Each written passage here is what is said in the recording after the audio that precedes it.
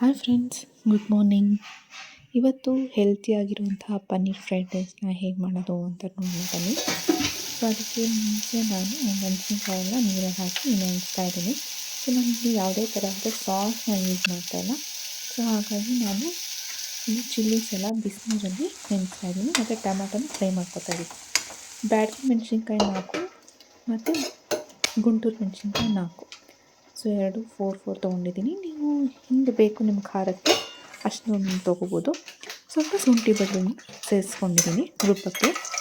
So ಇವಾಗ ಸ್ವಲ್ಪ ಬಾಣಲೆ ಇಟ್ಬಿಟ್ಟು ಅದಕ್ಕೆ ಎಣ್ಣೆ ಮತ್ತು ಗೋಡಂಬಿ ಹಾಕಿದ್ದೀನಿ. ಗೋಡಂಬಿ ಸ್ವಲ್ಪ ಚೆನ್ನಾಗಿ ಫ್ರೈ ಆದಮೇಲೆ ಇವಾಗ ಈರುಳ್ಳಿ ಹಾಕೋತಾ ಇದ್ದೀನಿ.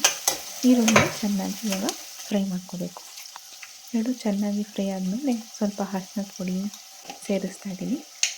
ಅದಾದಮೇಲೆ ಇಲ್ಲಿ ಕಾಶ್ಮೀರಿ ಚಿಲ್ಲಿ ಪೌಡ್ರನ್ನ ಸೇರಿಸ್ತಾ ಇದ್ದೀನಿ.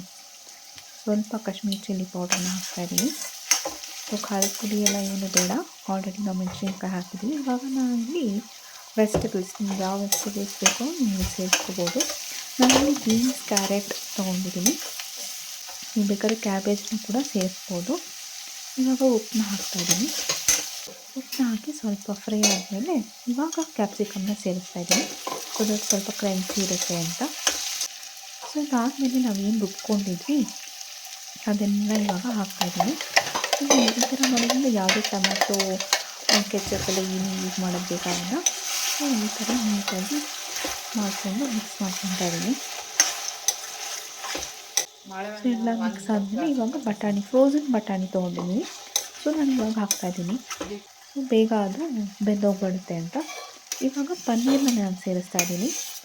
ನಾನು ಇಲ್ಲಿ ಪನ್ನೀರನ್ನ ಬಿಸಿನೀರಲ್ಲಿ ಒಂದು ಸರ್ತಿ ಚೆನ್ನಾಗಿ ತೊಳೆದು ಆಮೇಲೆ ತಣ್ಣೀರಲ್ಲಿ ಹಾಕಿ ಅದಾದಮೇಲೆ ನಾನು ಕಟ್ ಮಾಡಿ ಇಲ್ಲಿ ಸೇರಿಸ್ತಾ ಇದ್ದೀನಿ.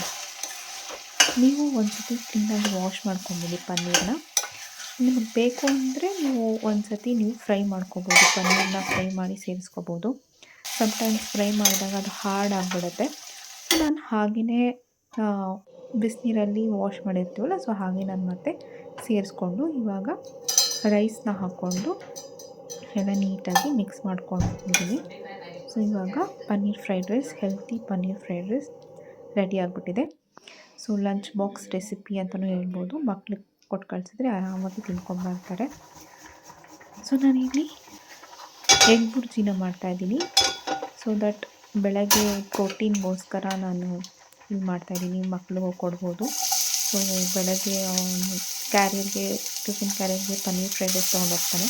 ಸೊ ಇಲ್ಲಿ ಸ್ವಲ್ಪ ಪ್ರೋಟೀನ್ ರಿಚ್ ಇರಲಿ ಅಂದ್ಬಿಟ್ಟು ಸ್ವಲ್ಪ ಇಲ್ಲಿ ಪನ್ನೀರ್ ಬುರ್ಜಿ ಅಥವಾ ಎಗ್ ಬುರ್ಜಿ ಅಥವಾ ಎಗ್ ಸ್ಕ್ರ್ಯಾಂಬಲ್ ಏನಾದರೂ ಹೇಳ್ಬೋದು. ಸೊ ಇದನ್ನು ಮಾಡಿ ಅವ್ನಿಗೆ ಕೊಡ್ತಾಯಿದ್ದೀನಿ. ಸೊ ದಟ್ ಇಲ್ಲಿ ಅವನು ತಿನ್ಕೊಂಡು ಹೋಗೋದಕ್ಕೆ. ಸೊ ಸ್ವಲ್ಪ ಅರಿಶಿನದ ಪುಡಿ, ಇದಕ್ಕೂ ಅಷ್ಟೇ ಸ್ವಲ್ಪ ಎಣ್ಣೆ, ಈರುಳ್ಳಿ, ಸ್ವಲ್ಪ ಅರಿಶಿನದ ಪುಡಿ, ಖಾರದ ಪುಡಿ ಮತ್ತು ಧನಿಯಾ ಪೌಡರ್ ಇದಿಷ್ಟು ಸೇರಿಸಿ ಸ್ವಲ್ಪ ಫ್ರೈ ಮಾಡ್ಕೋಬೇಕು. ಫ್ರೈ ಆಗ್ತಾ ಇದ್ದಂಗೆ ಸ್ವಲ್ಪ ಅದು ಆಗುತ್ತೆ, ಫ್ರೈ ಆಗಿಬಿಡುತ್ತೆ. ಸ್ವಲ್ಪ ನೀರನ್ನ ಹಾಕಿ ಇಟ್ಕೊಳ್ಳಿ. ಸೊ ಅದಾದಮೇಲೆ ಇವಾಗ ಎಗ್ನ ಸೇರಿಸ್ತಾ ಇದ್ದೀನಿ. ಸೊ ಎಗ್ನ ಸೇರಿಸಿ ಅದನ್ನು ಚೆನ್ನಾಗಿ ಫ್ರೈ ಮಾಡ್ಕೊಳ್ಳೋದು. ಇವಾಗ ಸ್ವಲ್ಪ ಸಾಲ್ಟನ್ನ ಹಾಕ್ತಾಯಿದ್ದೀನಿ. ಇನ್ನು ಸ್ವಲ್ಪ ಕೊತ್ತಂಬರಿ ಸೇರಿಸೋದ್ರಲ್ಲಿ ತುಂಬ ಚೆನ್ನಾಗಿರುತ್ತೆ. ನಾನು ಅವತ್ತು ಇರಲಿಲ್ಲ ಅಂದ್ಬಿಟ್ಟು ಸೇರಿಸಿಲ್ಲ. ಇನ್ನು ಬೇಕು ಅಂದರೆ ನೀವು ಕೊತ್ತಂಬರಿನ ಸೇರಿಸ್ಕೋಬೋದು. ಎಗ್ ಸ್ಕ್ರ್ಯಾಂಬಲ್ ರೆಡಿನೇ ಆಗೋದು. ಸೊ ಎಗ್ ಸ್ಕ್ರ್ಯಾಂಬಲ್ ಮುಗೀತು. ಇವಾಗ ನಾನು ಮಧ್ಯಾಹ್ನದ ಊಟಕ್ಕೆ ನಾವು ಬೆಳಗ್ಗೆ ರೈಸ್ ತಿಂದಿದ್ವಲ್ಲ, ಸೊ ಮುದ್ದೆ ಮಾಡ್ಕೊಂಡಿದ್ವಿ. ಮುದ್ದೆ, ಆಮೇಲೆ ನುಗ್ಗೆ ಸೊಪ್ಪಿನ ಪಲ್ಯ, ಆಮೇಲೆ